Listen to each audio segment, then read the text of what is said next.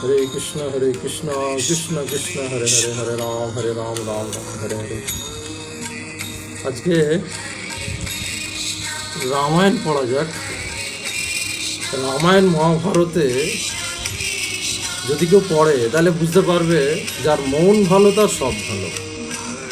যার মন খুব ভালো, যার মন হিংসুটি মন নয়, যে অপরের দেখে নিজেকে, অপরের ভালো দেখলে নিজেকে যে কষ্ট পায়, তাদের জন্য রামায়ণ মহাভারত খুব পড়া দরকার বা শোনা দরকার। হ্যাঁ, কেন ভগবান যাকে যেটা দেয় অ্যাপ্রুভেল করে রেখেছে, যার ভাগ্যে যেটা আছে সেটা সে যখন পায়, সেটা দেখে যদি তার হিংসা হয় বা কষ্ট পায় যে আমার কেন হলো না, তাহলে তার পরিণাম ভয়াবহ, মারাত্মক পরিণাম। কারণ কেন পরিণামটা ভয়াবহ হয়? কারণ দেবার ভগবান বিষ্ণু দিচ্ছে, হ্যাঁ, ত্রিজগতের মালিক সে দিচ্ছে। সুতরাং সে যখন একজনকে একটা কোনো কিছু উপহার দিচ্ছে, সেটা যদি সে দেখে হিংসা হয়, কষ্ট পায়, সুতরাং সরাসরিভাবে সেই কৃষ্ণকে অপমান করা বা কৃষ্ণর প্রতি হিংসা করা, তখন তার কৃষ্ণ তাকে কি করে? দণ্ড দেয় যে তোমার এই হিংসার পরিণাম, হ্যাঁ, আমার এই ভক্তকে আমি একটা উপহার দিয়েছি আর তুমি তার প্রতি হিংসা করছো, এর পরিণাম তোমাকে ভোগ করতে হবে। সেটা মহাভারত রামায়ণের দুটো মহাকাব্য। রামায়ণ হচ্ছে মহাকাব্য, মহাভারতও মহাকাব্য। আমাদের 4টে মহাকাব্য আছে সারা পৃথিবীতে, তার মধ্যে ভারতবর্ষে দুটো মহাকাব্য, রামায়ণ এবং মহাভারত। এই রামায়ণ মহাভারত পড়লে বোঝা যায় যে হিংসার ফল কিছু মারাত্মক। তো আমরা রামায়ণটা প্রথমে পড়ে দেখি, হ্যাঁ, যে ভগবান যদি কাউকে কোনো কিছু উপহার দেয়, হ্যাঁ, তো সেটা যদি কেউ কষ্ট পায় সেটা দেখে, তাহলে তার পরিণাম কি হবে। প্রথমে ভগবান রামচন্দ্রের প্রণাম মন্ত্র পাঠ করি। ভগবান রামচন্দ্রের প্রণাম মন্ত্র হচ্ছে রামায় রামচন্দ্রায় রামভদ্রায় বেধসে রঘুনাথ নাথায় সীতাপতে নমঃ। রামায় রামচন্দ্রায় রামভদ্রায় বেধসে বেধসে রঘুনাথ নাথায় সীতাপতে নমঃ। এই রামায়ণ এত সুন্দর জিনিস। এই রামায়ণ যদি কেউ পড়ে, সপ্তকাণ্ড রামায়ণ যদি কেউ পাঠ করে, সে অশ্বমেধ যজ্ঞের ফল পাবে। এবং যদি কেউ অপুত্র মানুষ যদি পুত্রের আশা করে, তাহলে সে পুত্র ধন লাভ করতে পারবে। এখানে কৃত্যবাস বলছেন যে অপুত্র শুনিলে লোক পায় পুত্র ফল, সপ্তকাণ্ড শুনিলে পায় অশ্বমেধ যজ্ঞ ফল। রঘুবংশের কীর্তি কেবা বর্ণিতে পারে, কীর্তিবাস রচে গীত সরস্বতীর পরে। আমরা এই রামায়ণ যদি পড়ি তাহলে আমাদের বহু মঙ্গল হয়। মহাভারত পড়লেও তাই হয়। তো যাই হোক, তা এইখানে আমরা দেখছি ভগবান রামচন্দ্র জন্মগ্রহণ করছেন। হ্যাঁ, ভগবান রামচন্দ্র জন্মগ্রহণ করছেন, সীতাদেবী জন্মগ্রহণ করে নিয়েছেন অলরেডি। হ্যাঁ, সীতাদেবী ঋষি জনক রাজার ঘরে এসছেন, রাজর্ষি, তাকে রাজা উইথ ঋষি, সেই রাজা ছিল কিন্তু আচরণ ছিল ঋষির মতন, তাই তাকে রাজর্ষি বলা হয়। তো এখানে বলছেন যে মিথিলায় হইল লক্ষ্মীর উৎপত্তি, অযোধ্যায় জন্ম নিতে যান লক্ষ্মীপতি। ভগবান নারায়ণ অযোধ্যায় জন্ম নিতে আসছেন। দশরথ যজ্ঞ করে একই বৎসরে, যজ্ঞস্থলে আসিয়া দেখা দিলেন শ্রীধরে। শঙ্খচক্র গদাপদ্ম চতুর্ভুজ কলে, হ্যাঁ, কিরীটি কুণ্ডল কর্ণে, হৃদয়ে বনমালা। এইরূপ আসিয়া দেখা দিল নারায়ণ, কেবল দেখিল ঋষি শৃঙ্গী তপোধন। মুনি বলে দশরথ তুমি পুণ্যবান। হ্যাঁ, তো রাজা দশরথ যজ্ঞ করছে, ভগবান নারায়ণ এসে দেখা দিয়েছে যজ্ঞস্থলে। একমাত্র ঋষি শৃঙ্গী সেই দেখতে পেয়েছেন এবং সঙ্গে সঙ্গে দশরথকে বলেছেন যে তুমি ভাগ্যবান, তোমার ঘরে জন্মিতে আইল ভগবান। হেনকালে দৈববাণী হইল চমৎকার, বিষ্ণুর জন্মে রাবণ করিতে সংহার। সিঙ্গি মুনি দিল যজ্ঞতে আহুতি, যজ্ঞ হইতে উঠিল চারু বিষ্ণুর আকুতি। হ্যাঁ, তো সিঙ্গি মুনি বললেন যে তুমি ভাগ্যবান, তোমার ঘরে ভগবান আসছে। এই বলে যখন সে যজ্ঞে আহুতি দেয়, যজ্ঞ থেকে, অগ্নিকুণ্ড থেকে, হ্যাঁ, এক যজ্ঞে হইতে উঠিল চারু বিষ্ণুর আকৃতি। বিষ্ণুর আকৃতির ন্যাক একজন পুরুষ যজ্ঞে চারুই উঠলেন এবং সেই চারু একটা পায়েস, যাকে বলা হয় শুধু এটা দুধ আর চাল দিয়ে তৈরি করা হয়। চারুভোগ, হ্যাঁ, আমাদের নারায়ণ ভগবান বিষ্ণুকে খুব চারুভোগ দেওয়া হয়, শিবজিকেও চারুভোগ দেওয়া হয়। এবং এই চারু দেওয়ার পরে তারপরে সে কী হলো, হ্যাঁ, এবং সিংহীমণি তখন কি করলেন, যজ্ঞ হইতে উঠিল চারু বিষ্ণুর আকুতি, বিষ্ণু মন্ত্র ঋষি সিংহ হইতে দিল কোটি। বিষ্ণু মন্ত্র উচ্চারণ করতে করতে সিংহী ঋষি সেই চারু দশরথকে দিলেন, এবং দশরথের হাতে দিয়া কহে, শুভকালে প্রথম নারীকে লয়ে করাও ভক্ষণে, এক চারু হইতে হবে তোমারও নন্দন। হ্যাঁ, মুনি চারু হাতে দিল রাজারও হাতে, অন্তপুরে গেল রাজা সুপবিত্র পথে, কৌশল্যা কৈকেয়ী তাহারও মুখ্য দুই রানী, এক ভাগ দিল চারু হইল দুইখানি। হ্যাঁ, তো চারু পাত্র মুনি দশরথের হাতে দিয়ে বললেন, তুমি তোমার রানীকে দাও। এবং রানীর কাছে যখন গেল দশরথ, সেই চারুটা দুভাগ করে দিয়েছিল, করে তার মুখ্য দুই রানী কৌশল্যা এবং কৈকেয়ীকে চারু দুটি ভাগ করে দিল। হ্যাঁ, অগ্রভাগ দিল রাজা কৌশল্যা রানীরে, শেষ ভাগ দিল কৈকেয়ী দেবীরে। এবং দুইজনকে যখন দিল, চারুটা ভাগ করে দিল। চারু দিয়া যজ্ঞস্থলে গেল দশরথ, হেনকালে সুমিত্রা লাগিল কান্দিতে, ঊর্ধ্বশ্বাসে আসি কেহ ছাড়িয়া নিঃশ্বাস, কোনো দ্রব্য খেতে রাজা না কইলেও আশ্বাস।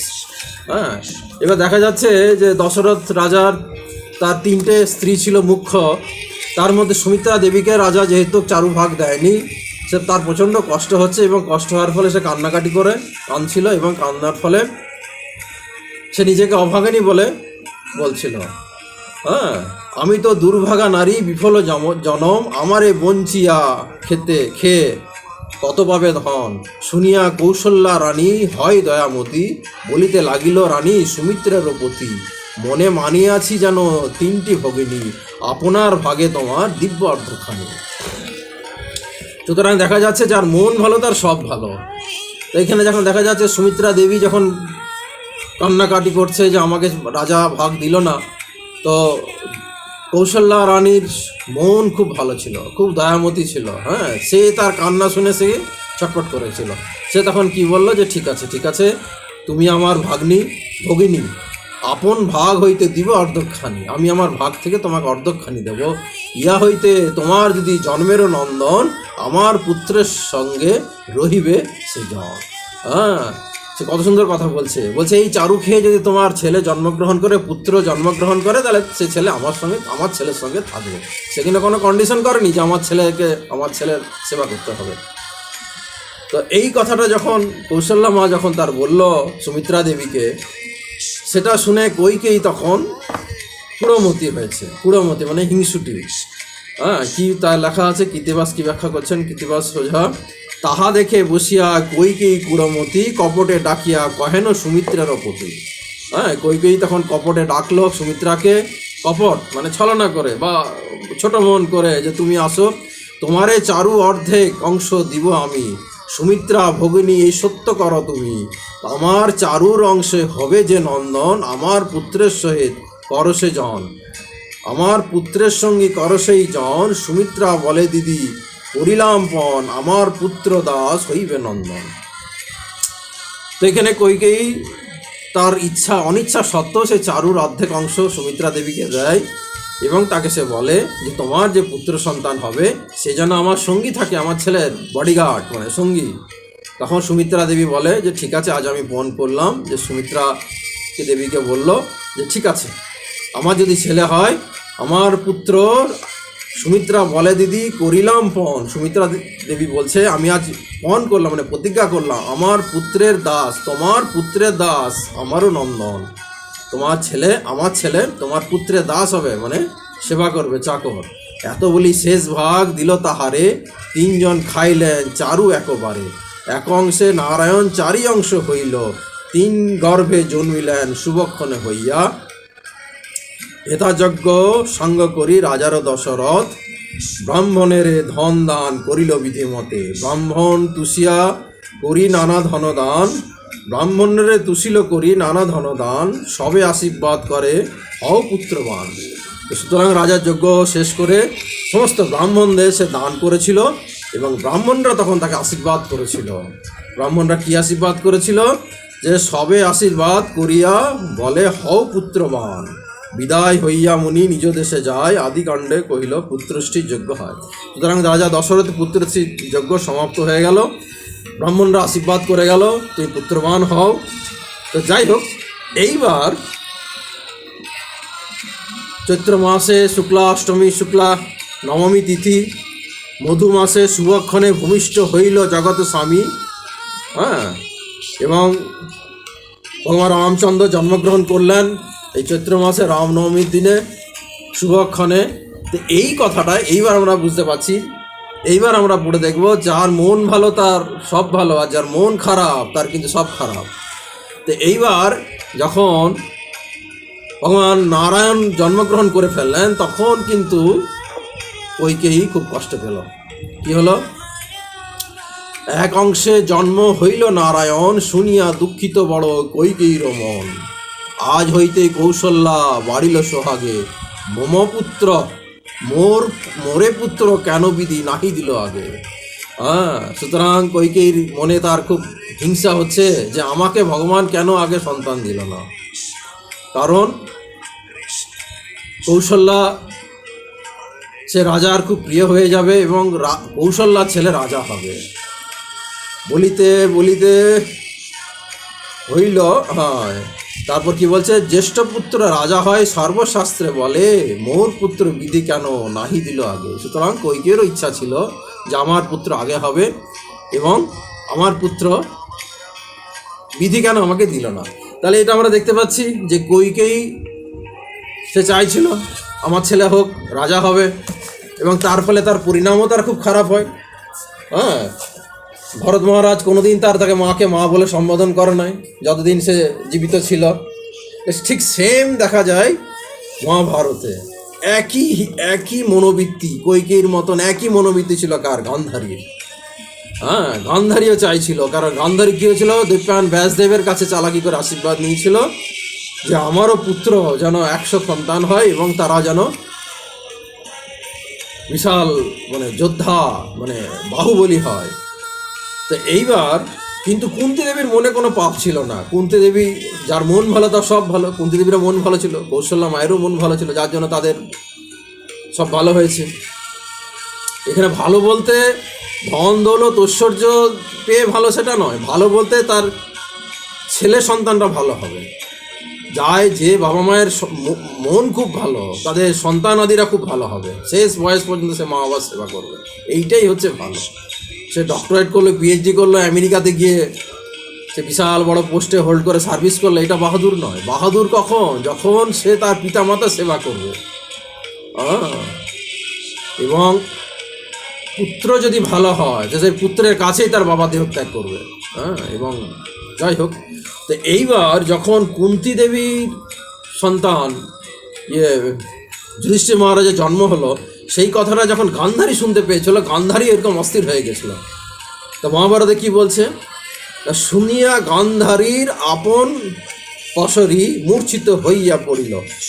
কি হলো? হেনকালে ধ্বনি আচম্বিত শুনিয়া কুন্তীর পুত্র হইল। যখন গান্ধারী শুনলো যে কুন্তী দেবীর পুত্র সন্তান হয়েছে, শুনিয়া গান্ধারী আপন পরশী মূর্ছিত হইয়া পড়িল। পুত্র হইল জ্যেষ্ঠ, রাজ্যে হবে শ্রেষ্ঠ, হবে কুরুকুলের রাজা। গান্ধারী তখন চিন্তা করছে যে জ্যেষ্ঠ পুত্র রাজা হয়, সর্বশাস্ত্রে কয়। কারণ সেও এখন চিন্তা করছে যে কুন্তীর পুত্র জ্যেষ্ঠ এবং সে রাজ্যের রাজা শ্রেষ্ঠ, সেই রাজ্যের হবে শ্রেষ্ঠ, হবে কুরুকুলের রাজা। কুন্তী ভাগ্যবতী পাইল সন্তোষী, সবাই করিবে পূজা। সুতরাং কুন্তী দেবী পূজা পাবে। আমি অভাগিনী পরম পাপিনী, কর্মফল আমার, দ্বিবৎসর হইল কিছু না জন্মিল, পরিশ্রম মাত্র সার। গান্ধারী বলছে যে আমার 2 বৎসর হয়েছে আমি গর্ভবতী হয়েছি, কিন্তু আমার কোনো সন্তানাদি হয় না, সুতরাং আমি অভাগিনী। প্রসবী যদ্যাপি ভাবনা তথাপি সহজে হইবে দাস। সুতরাং আমার ছেলেরা সব দাস হবে, চাকর, সার্ভেন্ট।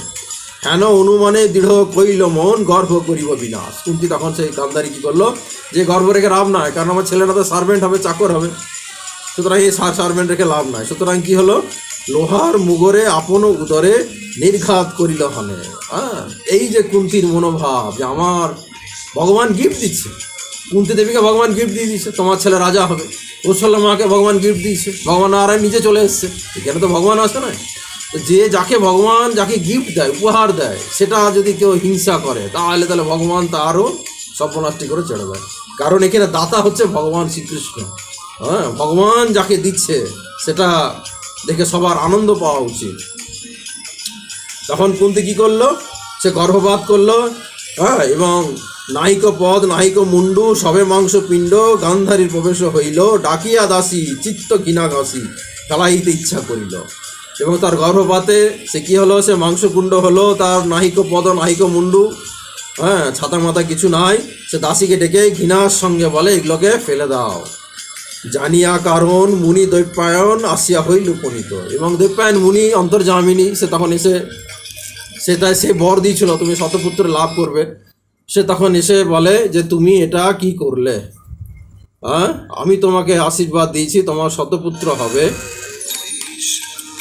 বলে ক্রোধে করি শুনগ গান্ধারী, এই কর্ম কোন কানে বিহিতি, জানি সর্বকর্ম করো কেন কর্ম উচিত তোমার নহে। যাই হোক, এবার দেবপ্রাণ ব্যাসদেব তাকে ভর্ৎসনা করে যে তুমি এটা কি করেছো, এটা উচিত নয়। এই মাংসপিণ্ডগুলো পুনরায় ঘটের মধ্যে সে প্রতিস্থাপনা করে, তার সন্তান হয়। এবং ভীমের যেদিন জন্ম হয় বনে, সেই দিনই দুর্যোধন জন্মগ্রহণ করে। এবং দুর্যোধন জন্মগ্রহণ করে বিকট গর্ধবের মতন আওয়াজ করতে শুরু করে। এবং সেই আওয়াজ শুনে বিধুর এবং ভীষ্মদেব, গঙ্গাপুত্র ভীষ্ম দেনেন্দ্র যুধিষ্ঠির মহারাজ ধৃতরাষ্ট্রের কাছে এসে বলে যে পুত্র খুব অমঙ্গল পুত্র হচ্ছে, একে তুমি পরিত্যাগ করো। সুতরাং হিংসার পরিণাম এটা হলো। এবং সেই দুর্যোধনের জন্য বিনাশ, হ্যাঁ, পুরো বংশ বিনাশ। এবং কৈকেয়ীর হিংসার ফলে সারা জীবন সে মা ডাক আর শুনতে পায় না। হরে কৃষ্ণ কৃষ্ণ কৃষ্ণ হরে হরে, হরে রাম রাম হরে হরে।